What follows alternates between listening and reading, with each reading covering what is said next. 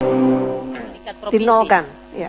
Memang nol, memang hasilnya nol, tapi apakah nol itu di angka dari jumlah DPT di Mapia Tengah dan Mapia Barat itu ditambahkan karena di sana ada 10 distrik, apakah jumlah DPT jumlah di Dogiai, Mapia Timur, Mapia Tengah dan Barat itu digabungkan pada waktu kami pleno menyatakan 29 kabupaten minus 2 distrik di distrik Mapia Timur dan Mapia Tengah dan Barat itu kami nyatakan minus.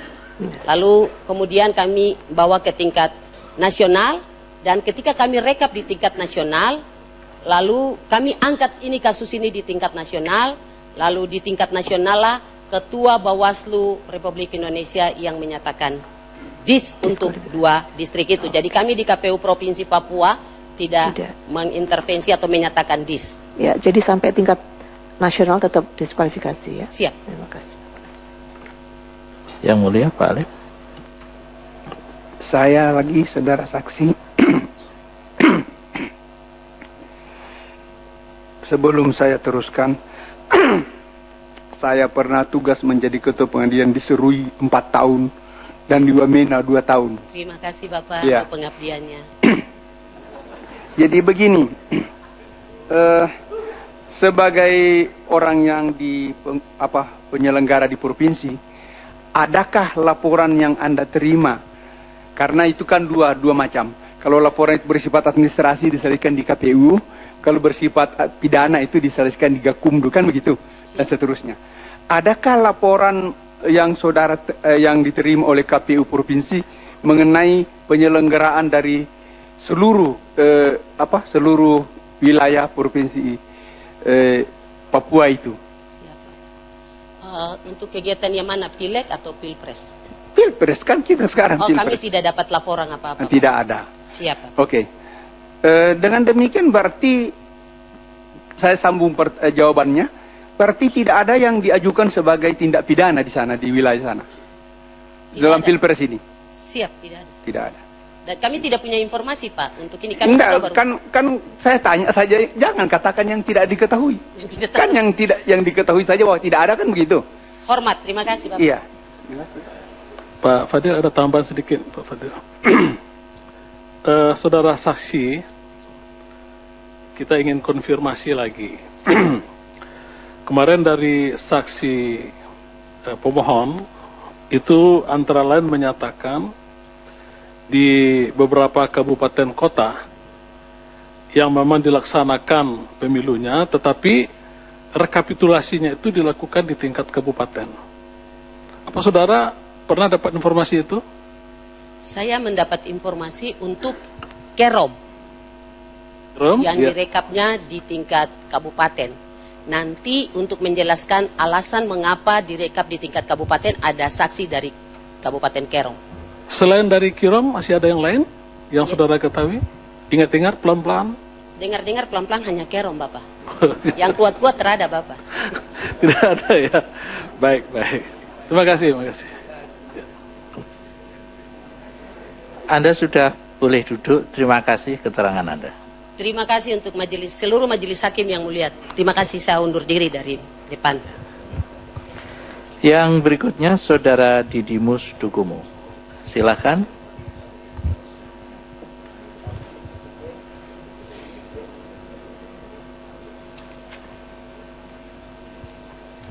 Saudara Didimus Dukumu, tempat tanggal lahir saudara di Kimubugi 30 bulan 6 tahun 78, benar? Benar. Beragama Kristen, tinggal di Kimugi sebagai Ketua KPU Kabupaten Dogiai. Benar, Yang Mulia. Saudara, oleh termohon. Mohon itu saksi-saksinya bisa, kalau kita katakan itu istilah hukumnya lagi, taken away, satu bukti lawan dari termohon itu bisa menegasikan sedemikian rupa, sehingga menurut saya, kalau saya yang duduk di sana, saya tentu akan menyampingkan dalil pemohon sepanjang mengenai apa yang didukung oleh keterangan saksi-saksi ini. Oke, Bu Wahidah melihatnya apakah memang saksi dari KPU hari ini sepertinya lebih siap untuk menjawab dalil dari pemohon? Mungkin kita belum bisa mengeneralisir ya, tapi setidaknya melihat tampilan dari KPU Papua tadi memang terlihat cukup menguasai masalah. Tapi saya masih ingin melanjutkan sebenarnya catatan saya terhadap saksi, pemohon kemarin itu ya, yang tadi pertanyaan semula karena ada yang nggak tuntas. Jadi gini, idealnya itu kan keterangan saksi itu kan untuk menguatkan dalil ya yang disampaikan pada permohonan. Tapi kemudian ada beberapa keterangan baik dari saksi daerah maupun dari saksi nasional yang diajukan oleh Prabowo Hatta kemarin justru kemudian awalnya menguatkan, tapi kemudian setelah dicecar mulai mementahkan sendiri, mentah sendiri oleh keterangan sendiri. Seperti apa? Contoh misalnya gini, di saat kuasa hukum tergugat atau termohon KPU menanyakan ke semua saksi dari provinsi yang tadi mengatakan bahwa ada mobilisasi, ada DPKTB, ditanya satu persatu. Apakah Anda mengetahui adanya mobilisasi oleh penyelenggara pemilu untuk memenangkan calon tertentu? Mereka menjawab tidak. Apakah Anda mengetahui ada money politik yang dilakukan oleh penyelenggara pemilu untuk memenangkan calon tertentu? Dijawab tidak. Oleh semua saksi yang ditanya, baik saksi daerah maupun pusat. Nah, terus yang kedua, terhadap bukti 46.156C1 yang dianggap invalid, kemudian 2.152 suara paslon yang dinilai nol di banyak TPS, ditanyakan juga oleh hakim kepada saksi. Ditanyakan, apakah di 46.000 lebih TPS itu saksinya tanda tangan? Dijawab iya. Apakah ada yang keberatan? Dijawab tidak ada. Jadi akhirnya terbantahkan. Kemudian yang kedua, tentang 2.500 suara paslon, ditanya apakah saat rekapitulasi nasional dipertanyakan? Dijawab tidak keberatan karena mereka taunya setelah rekapitulasi. Apa maknanya di sini bahwa dalam konteks seperti ini kita jangan melulu menyalahkan penyelenggara, perlu evaluasi internal juga seberapa kesiapan saksi kita berproses. Karena ini kan melibatkan dua pihak di sini. Nah, ini yang menjadi catatan kami dalam hal ini gitu. Waktu kita tinggal sedikit saja, tapi saya ingin menanyakan Pak Maru juga ya mengenai kinerja dari KPU itu sendiri, kan banyak tuduhan yang ditujukan kepada KPU. Sebenarnya Anda menilai kinerja KPU di pemilu kali ini seperti apa? Saya kira jauh lebih baik ya kalau kita menyimak, karena saya dari 2004 sampai 2009 ikut di dalam penanganan pemilu di MK itu, maka yang menjadi masalah di masa lalu adalah C1 itu. Tetapi keterbukaan yang terjadi secara mengagumkan pada saat ini, dia terbuka, langsung bisa diberikan dan kemudian masuk di-upload langsung di situs KPU. Saya kira keterbukaan itu luar biasa. Oleh karena itu banyak hal yang bisa digunakan untuk mengukur atau menyelesaikan sengketa ini, terutama dengan keluhan atau permohonan daripada pasangan nomor 1. Oleh karena itu dari sisi ini, kalau bagi saya tidak sukar bagi Mahkamah Konstitusi untuk menyelesaikan ini kalau dua pihak mengakui bahwa dokumen C1 yang ada itu merupakan dokumen yang sungguh-sungguh dikeluarkan oleh KPU dan telah menjalani proses sebagaimana mestinya, yang secara berjenjang nanti ke atas itu tidak tentu bisa sangat mudah diuji kesalahan-kesalahan yang terjadi. Oke, jadi itu dianggap sebagai salah satu terobosan ya dari pihak KPU ya dalam menyelenggarakan pemilu. Baik, waktu kita sudah habis. Terima kasih.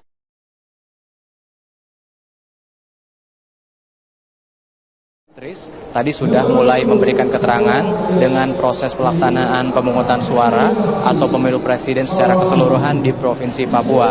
Lalu kesaksian ini dilanjutkan dengan pertanyaan-pertanyaan dari majelis hakim untuk mengklarifikasi atas data ataupun fakta temuan dari saksi tim Prabowo Hatta yang sudah diperdengarkan secara bersama-sama di hadapan majelis hakim kemarin. Di antara hal-hal yang ditanyakan oleh Hakim Konstitusi kepada saksi pertama Beatrice Wanane adalah mengenai kebenaran perolehan 0 suara untuk pasangan nomor urut 1 Prabowo Hatta, lalu juga mengenai tidak terselenggaranya pemungutan suara di beberapa TS di Provinsi Papua. Beatrice tadi langsung menyatakan bahwa perolehan suara 0 tidak hanya terjadi pada pasangan nomor urut 1 saja, tetapi juga pada pasangan nomor urut 2, dan keseluruhan perolehan suara dalam rekapitulasi ini sudah masing-masing disetujui dalam proses rekapitulasi suara dan sudah diketahui oleh semua pihak. Selain itu, untuk pelaksanaan proses pemungutan suara yang kemarin sempat dinyatakan oleh saksi Novela bahwa di kampungnya tidak terdapat pemungutan suara.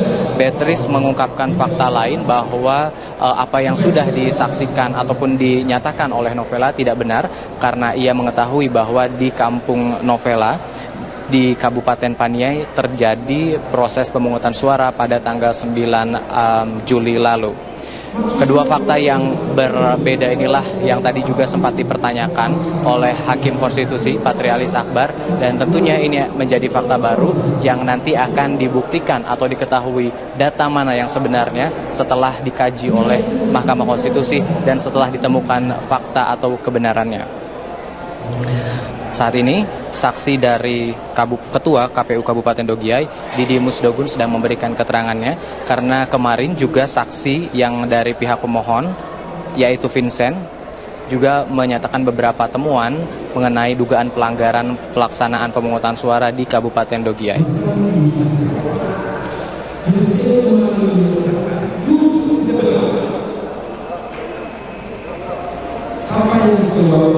Memaksa kepada rakyat, suaranya dikumpul depan saya berdiri di sini sebagai ketua KPU, suaranya dikasih kepada Prabowo. Kalau kasih Prabowo ada uang, kalau tidak kasih Prabowo tidak ada uang. Ini tadi ditanya oleh Mas Fadil, ada dua suasana di luar penyelenggaraan rekapitulasi, dan yang kedua adalah suasana dalam penyelenggaraan rekapitulasi. Betul ya? Ada dua suasana tadi ya.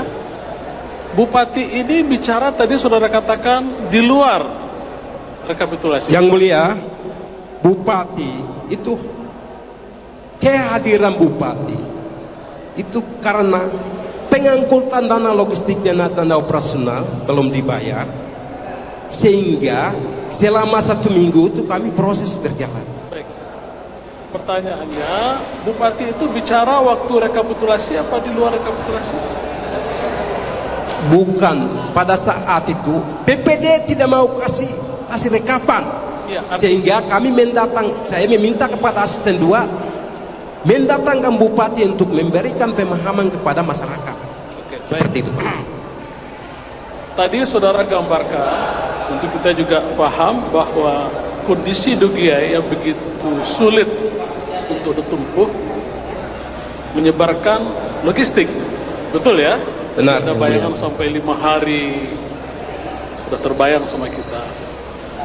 Pertanyaannya, apakah ada sepengetahuan saudara ataupun laporan dari PPK atau jajaran saudara ada logistik yang tidak sampai ke TPS, karena memang kemarin ada informasi seperti itu. Itu tidak sampai, tidak benar. Sudah sampai. Saya hanya ada di kabupaten, mereka sudah sampai dan sudah melakukan hak memilih. Jadi semua logistik menurut saudara sampai ke TPS. Saya pikir sampai, sudah sampai. Jadi orang katakan tidak sampai, itu tidak benar. Jadi sudah PPD, PPS, KPPS. Jangan saudara pikir, tapi betul-betul sampai ya. Sudah sampai. Bisa jamin itu ya. Bisa. Baik. Di semua TPS yang sudah sampai logistik itu, apakah ada laporan kepada saudara? Ada tempat-tempat yang tidak dilaksanakan pemilihan umum? Itu tidak pernah sampaikan. Tapi pada saat tanggal 15 surat yang menyatakan oleh surat dari Bawaslu bahwa 2 kabupaten dilakukan pemilihan ulang karena tidak sampai, dan masuk di tangan saya tanggal 16 jam 7 malam di kantor KPU. Desa Awabutu itu di lingkungan Dogiay? Itu di Paniai. Oh, Paniai ya. Oke, cukup. Terima kasih. Ada satu lagi dari Yang Mulia Hakim Anwar. Terima kasih. Saksi minta penegasan pernyataan Bupati tadi yang menyatakan bahwa kalau suara tidak dikasih ke Prabowo tidak ada uang. Itu uang apa sebenarnya? Itu kami tidak tahu. Pada saat itu adalah seorang, maksudnya Pak Sekretaris KPU tidak bisa menyelesaikan masalah dana operasional dengan pengangkutan logistik. Oh, jadi uang dana operasional. Pada saat itu mereka meminta dana hibah kalau apabila dicairkan. Tetapi kata Bupati, kalau ada kasih suara Prabowo berarti ada uang. Kalau tidak dikasih Prabowo berarti tidak ada uang. Akhirnya masyarakat marah dan Bapak Bupati tinggalkan tempat, keluar. Seperti itu. Saya membenarkan Vincent kemarin. Jadi uang itu uang operasional gitu ya maksudnya? Dana operasional KPU. Dana hibah yang mereka tuntut karena dana APBN tidak ada. Baik, terima kasih. Selanjutnya. Terima kasih Yang Mulia. Saudara saksi ya, Didimus Dogomo ya. Benar Yang Mulia. Kakak tidak usah keras-keras ya, kita pelan-pelan saja ya. Baik. Ketika rekap di provinsi, saudara hadir? Saya hadir dan saya membacakan. Apakah saudara tidak mengetahui atau mengetahui ketika ada kebijakan bahwa suara di 2 distrik, yaitu Mafia Barat dan Mafia Tengah, dinyatakan diskualifikasi, yang sebelumnya kalau menurut keterangan kemarin di Mafia Barat itu 6.828 suara untuk nomor urut 2. Lalu di Mafia Tengah itu 11.194. Ketika itu didiskualifikasi, apakah tidak ada keberatan dari tim sukses atau saksi pasangan calon nomor 2? Bagian itu saya pribadi saya sudah tahu, sudah tingkatan provinsi. Jadi di sini saya mau tegaskan, hanya rakyat Dogiyai meminta kepada Bawaslu Provinsi, Bawaslu Pusat sedang telepon saya, rakyat Dogiyai yang diberikan sekian 18.000 sekian yang 18.022 suara yang dihilangkan 2 distrik, itu mereka meminta. Sebab rakyat merasa sudah memberikan hak suaranya sehingga disuruh Bawaslu Provinsi bersama Bawaslu Pusat bertanggung jawab. Kalau tidak datang sendiri jalan kaki sampai di tempat baru memberikan penjelasan kenapa didiviskan. Itu yang mereka ada tunggu. Baik.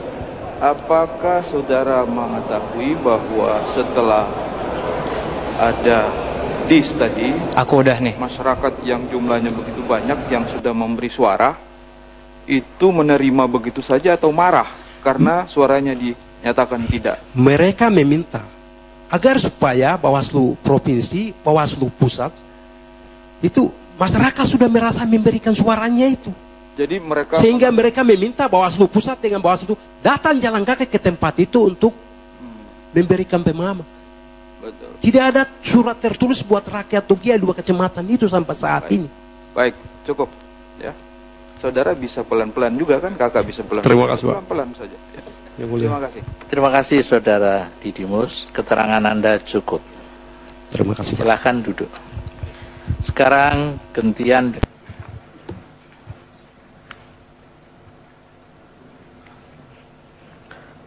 Saudara Iman, saudara tempat tanggal lahir saudara Maluku Tengah 27 Januari 75.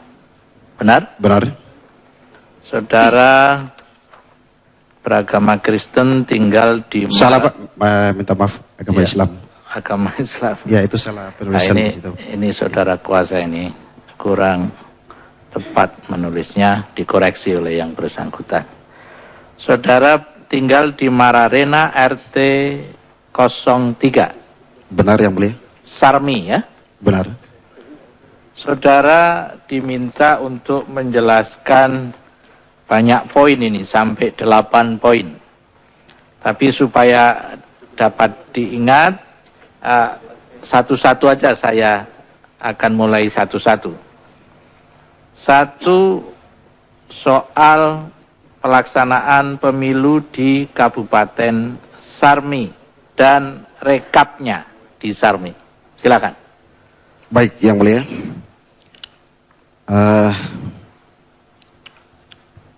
Silakan. Assalamualaikum warahmatullahi wabarakatuh. Waalaikumsalam. Hadirin yang saya hormati, Mahkamah Konstitusi Republik Indonesia yang saya hormati. sebelum saya menyampaikan, izinkanlah saya untuk menyampaikan. Sebentar. Ini karena bukan pidato, jadi baik. Langsung aja pertanyaan saya tadi dijawab. Bagaimana pelaksanaan pemilu di Kabupaten Sarmi dan rekapnya? Itu saja dulu, karena ini ada 8 poin, nanti Anda lupa. Silakan. Baik, makasih yang mulia. Terkait dengan rekapitulasi. Pelaksanaan pemilunya dulu. Pelaksanaan pemilu di Kabupaten Sarmi. Mulai dari tahapan yang berjalan di Kabupaten Sarmi sepenuhnya berjalan dengan baik, tidak ada hambatan, sampai dengan pleno rekapitulasi di tingkat kecamatan, bahkan kabupaten pun semua berjalan dengan baik, yang mulia. Oke, saya tanya kalau begitu. Pelaksanaan pemilunya di sana termasuk yang noken atau ikat itu atau yang coblos? Tidak, yang mulia, coblos. Coblos, oke. Ini pasti ya. Kemudian rekapnya bisa saudara ceritakan berapa pasangan 1, berapa pasangan 2 dapat suara? Baik, yang mulia.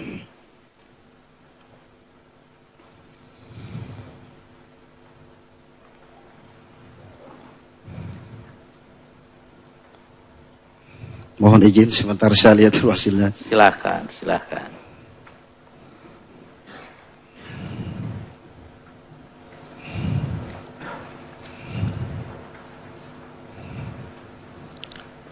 Ini soal penting nih, perolehan suara ini. Ya.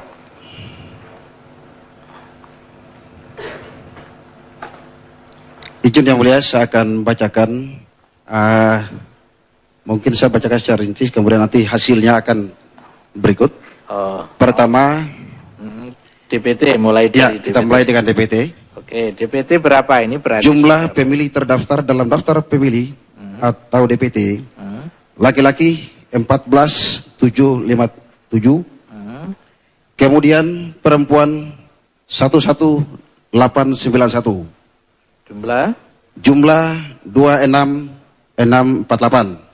Nah, sebentar, di sini jumlahnya kok 26248. Yang betul yang mana? Yang betul. Bang Margarito dan Mas Kodar, ini kita melihat kalau jalannya keterangan berkualitas untuk. Ya. Oke. Apakah di sana ada daftar pemilih tambahan? Ada, nanti saya akan bacakan semuanya, Pak. Makasih. Izin. Kalau dipotong-potong susah ya. Baca aja di situ. Ya, saya bacakan. Ya, saya dengarkan baik-baik. Silakan. Jumlah pemilih terdaftar dalam daftar pemilih tambahan atau DPTB, perempuan 9. Tadi sudah. Enggak, yang tadi itu DPT, Pak, yang jumlah pemilih DPT. Pemilih tambahannya sekarang. Pemilih tambahannya sekarang. Oke, dimulai. Jumlah pemilih terdaftar dalam pemilih tambahan, perempuan 9, laki-laki 15, perempuan 9, jumlah 24. Yang kedua, pemilih terdaftar dalam daftar pemilih khusus atau DPK, laki-laki 0, perempuan 0, jumlah 0. Ketiga, pemilih khusus tambahan atau DPKTB, pengguna KTP atau identitas lainnya, laki-laki 45, perempuan 43, jumlah 88. 5 jumlah pemilih tambahan 1 tambah 2 tambah 3 tambah 4, laki-laki 14, 14817, perempuan 11943, jumlah 26760. Pengguna hak pilih dalam DPT, laki-laki 10169, perempuan 8362, jumlah 18531. Pengguna hak pilih dalam DPTB, pemilih dari TPS lain, laki-laki 15, perempuan 9, jumlah 24. Pengguna hak pilih dalam daftar pemilih khusus atau DPK, laki-laki kosong, perempuan kosong, jumlah kosong. 5. Jumlah seluruh pengguna hak pilih 1 tambah 2 tambah 3 tambah 4. Laki-laki 10229, perempuan 8404, jumlah 18633. Data pengguna surat suara. Jumlah surat suara termasuk cadangan 2% ditambah 3 tambah 4 27181. Jumlah surat suara dikembalikan oleh pemilih karena rusak atau keliru dicoblos 57. Jumlah surat suara yang tidak terpakai 8491. Jumlah surat suara yang digunakan 18633. Data surat suara sah dan tidak sah. Jumlah suara sah 17681. Jumlah suara tidak sah 952. Jumlah suara sah dan tidak sah 18633. Rincian jumlah perolehan suara sah pasangan calon presiden dan wakil presiden: Prabowo Subianto, Insinyur Haji Muhammad Hatta Rajasa 4586. Saya ulangi. Perolehan suara sah pasangan calon Haji Prabowo Subianto, Insinyur Hatta Rajasa 4586. Nomor urut 2, pasangan calon presiden Insinyur Haji Joko Widodo, Dr. Andos Muhammad Yusuf Kalla 13095. Jumlah suara sah calon presiden dan wakil presiden. Tadi kan sudah. Enggak, ini suara sah dari keseluruhan calon, Pak. Keseluruhan ya. Ya. Tadi itu rinciannya, kemudian ini jumlah suara sah dari nomor 1 dan nomor 2 dijumlah gitu. Ya. Ya enggak usah dijumlah lah. Itu sebenarnya begini maksud saya itu sebenarnya sejak tadi. Saya itu ingin kalau yang bisa dibuktikan dengan dokumen tertulis ya sudah selesai. Hal-hal yang tidak bisa dijelaskan oleh dokumen tertulis seperti poin 7 di sini, bagaimana soal pencoblosan di media kok disebutkan oleh petugas tapi faktanya di situ seperti apa? Itu kan tidak ada di sini. Nah, itu yang diminta untuk dijelaskan sebenarnya. Silahkan dijelaskan yang itu. Kalau itu kan tertulis termohon sudah menyampaikan dokumen itu. Silakan. Yang ya. Terakhir, pertanyaan terakhir ini. Apa? Izin yang mulia, ya. Diulang lagi pertanyaannya. Aduh ini. Boleh enggak apa-apa. Oleh media disebutkan saudara di tempat saudara itu ada pencoblosan yang dilakukan oleh penyelenggara pemilu di daerah Sarmi. Izin yang mulia, kami keberatan itu tidak benar. Oh, tidak benar. Jadi apakah oleh karena media menyebutkan begitu ketika rekap saudara di tingkat Sarmi itu ada saksi-saksi yang keberatan? Baik yang mulia. Pleno tingkat kecamatan sampai kabupaten tidak ada keberatan dari saksi pasangan calon baik nomor 1 maupun nomor 2. Baik lisan maupun tertulis. Izin yang mulia tidak ada.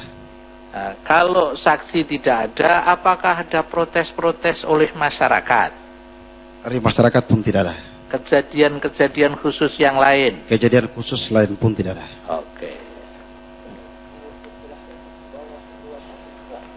Oke, saya ini meneruskan pertanyaan yang mulia Hakim Muhammad Alim. Apakah bisa saudara sebutkan siapa yang hadir ketika rekap itu?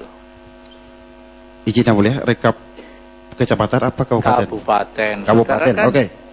Kabupaten yang hadir pada saat rekapitulasi penghitungan suara di tingkat kabupaten yang dihadiri oleh 5 komisioner, kemudian Bawaslu, Kapolres setempat, Dandim, Kesbangpol, bahkan seluruh saksi dari kedua pasangan calon, kemudian PPD dan PPS. Oke, cukup